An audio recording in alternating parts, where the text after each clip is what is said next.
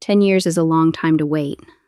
Long enough to finish a graduate degree, build a company, raise a child halfway to adulthood. Long enough for the people who hurt you to completely forget that they did. That was the part I was counting on. My name is Diana, and 10 years ago, my business partner stole everything I had built and left me with nothing. What happened last spring was the result of a decade of patience that most people would have given up on. I didn't give up. I want to tell you why, and I want to tell you what happened when the day finally came. Let me start at the beginning, because the beginning matters. I met Jonathan Webb when we were both 29. I had a small marketing firm, 3 employees, good clients, growing steadily. He had charm, connections, and absolutely no money. He proposed a partnership. I was cautious. He was persistent. I ran the numbers, checked his references, believed what people told me about him, and said yes. For 3 years, we built something real.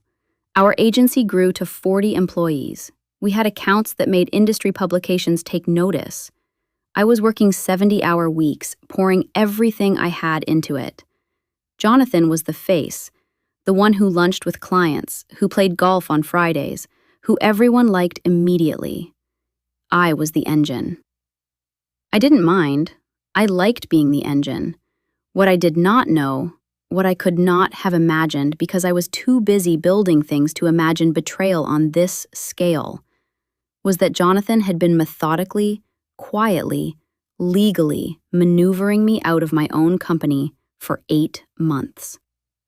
He had cultivated relationships with our 3 biggest clients privately. He had convinced 2 of our key employees to follow him. He had found an investor, a man named Craig, who I'd met twice at industry events, who was prepared to back a competing firm. And then, on a Monday morning in October, he called a meeting, handed me paperwork, and informed me that the partnership was dissolved, and he was taking the accounts, the staff, and the name. The name. Our agency was called Meridian. It was a name I had chosen. He took that, too. I had an attorney. I fought. The legal battle lasted 18 months and cost me almost everything I had left. In the end, I got a settlement that covered my legal fees and not much else. Jonathan walked away with the company I had built, rebranded it slightly, and went on to win a regional business award 18 months later. I read about that award in a trade publication while sitting in a 1-bedroom apartment, eating takeout alone. I had lost my apartment, my savings, my company, and somewhere in the chaos, my marriage. My husband at the time, Thomas, was not built for this kind of crisis, and he left 6 months into the legal fight, which is a separate story I may tell another time. I had a 4-year-old daughter. Her name is Iris. I had a 1-bedroom apartment.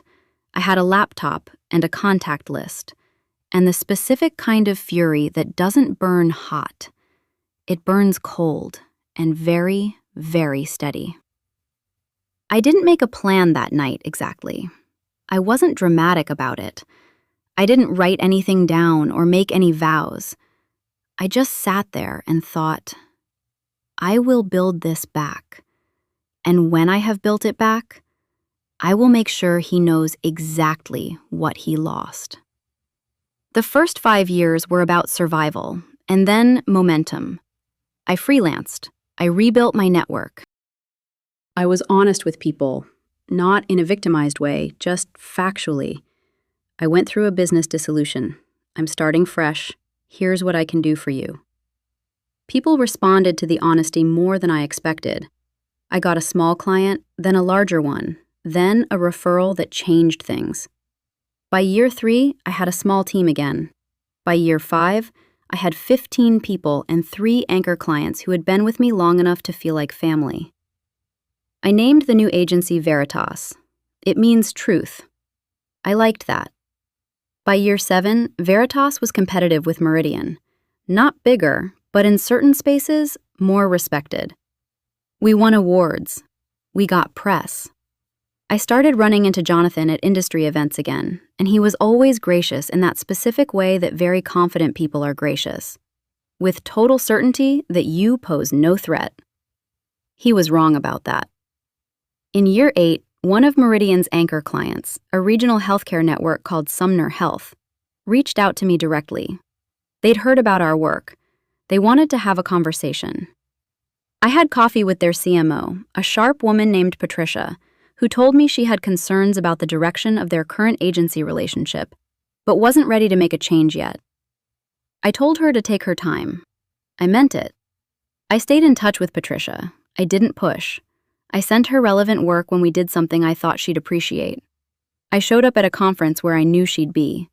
We had dinner twice. I was building a relationship, not making a sale. Year 9. Sumner Health quietly put their account up for review. 5 agencies were invited to pitch. Meridian was one of them. Veritas was one of them. I prepared the most thorough pitch of my career. I knew Sumner's business better than most of their own employees at this point. I knew their patient demographics, their competitive landscape, the specific communication failures they'd had in the past 2 years. I had ideas that were not borrowed from industry playbooks. They were specific to Sumner and only Sumner. We pitched on a Thursday. Jonathan's team pitched the following Tuesday. I heard from Patricia on a Wednesday morning. We got the account. Sumner Health was Meridian's largest client. It represented approximately 30% of their revenue. I know this because it's public information. Meridian had done a round of investment a few years prior that required financial disclosures. I want to be very honest about something. I did not steal this account. I did not sabotage anything. I pitched better. I had spent 9 years building a firm that deserved it. The work spoke for itself. But I would be lying if I told you I didn't think about Jonathan's face when he found out. I thought about it quite a lot. The day the contract was signed, I was in Patricia's office on the 14th floor of Sumner's corporate building. We shook hands. Patricia's assistant brought in a small bottle of champagne, a personal touch that made me like her even more. I took one sip, thanked them, and drove out of the parking garage. I sat in my car on the street for a few minutes. I called my daughter, who was 14 by then and in her first year of high school. We got it, I said. The big one? The big one. She made a sound that was somewhere between a scream and a laugh. Mom, I am so proud of you. I didn't cry until I hung up. I heard about Jonathan's reaction secondhand, through industry contacts, the way you always hear these things. He was blindsided. He didn't know we had been in the review until the decision was made. He called Patricia, I'm told, and the conversation did not go well. He called several other people. I think he was trying to understand how this had happened. How it had happened was, I had spent 10 years building something better than what he took from me. And then I let the quality of the work speak. But here's the part of this story that I haven't told yet, the part that surprised me. 3 months after we won the Sumner account, I received an email from Jonathan. Not aggressive, I want to be clear about that. It was almost careful. He said he'd heard great things about Veritas. He said the industry had changed, and he thought there was room for collaboration. He suggested coffee. I read it 3 times.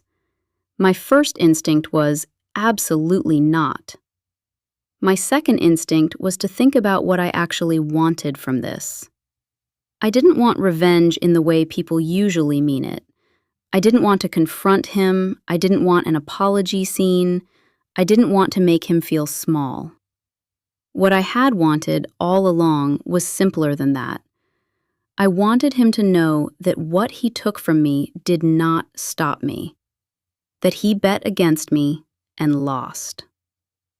I met him for coffee. He looked older, He was gracious, genuinely, I thought, not performatively. He said Veritas had impressed him. He asked how I had built the culture, the reputation. He was, I realized, asking in earnest.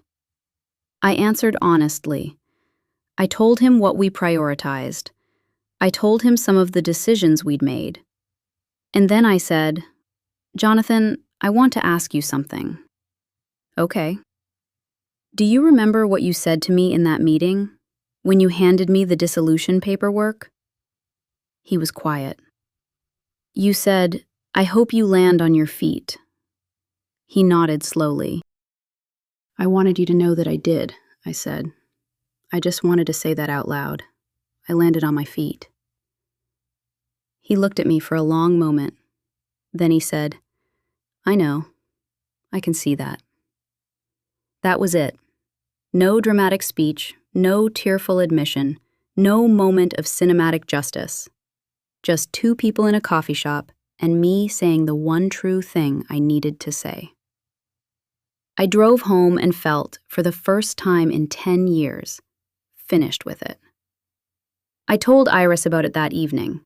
She is 14 and fierce and has inherited, as far as I can tell, the most useful parts of my stubbornness and none of the destructive parts.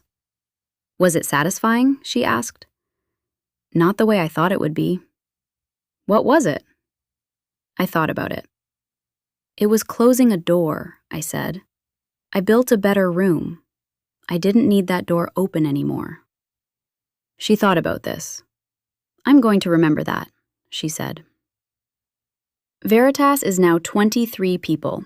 We have won work I am genuinely proud of. Campaigns that changed how people think about healthcare, about community, about themselves. We have lost pitches and recovered and lost again and recovered again. That is the business. That has always been the business. What the 10 years taught me is something I didn't expect to learn. That patience is not passive. That waiting is not the same as doing nothing. Every year I spent building Veritas was a year spent doing something that mattered, regardless of Jonathan, regardless of what he had taken. The satisfaction at the end was not just about beating him. It was about proving to myself that I was capable of this, of rebuilding, of sustaining, of being the kind of person who runs toward the work when everything else falls apart. I am not the same woman who sat in that one-bedroom apartment eating takeout with cold fury in her chest. That woman had a daughter, and a laptop, and a very specific kind of determination. I am grateful for her. She did not give up. And to anyone who is sitting somewhere right now in their own version of that apartment, carrying something they took from you, something that still stings, something that feels too big to come back from, I want you to hear this. Build. Just build.